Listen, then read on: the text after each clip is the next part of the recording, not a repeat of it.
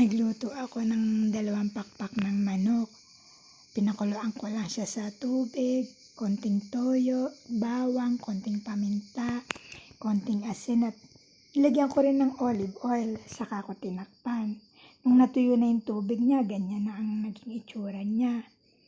Parang mang inasal, diba? Kaya ayoko na kasi magprito matrabaho. Ngayon, ito na kinalabasan yan. 1 tasang kanin lang ang kakainin ko. Tsaka syempre, ang kapartner niyan, yung atsarang niluto ko. Syempre, pangarap ko talaga itong atsare. Ngayon, matitikman ko na. With matching kape always. Kasi, kahit mainit ang panahon gusto ko may kape. Ewan ko ba? Kaya ito, titikman ko na.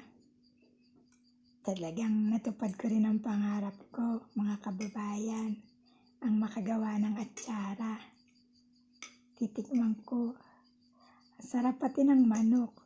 Yung manok kasi tinikman ko kanina ngayon. With atsara na at kanin. Napakasarap, mga kababayan. Okay na okay.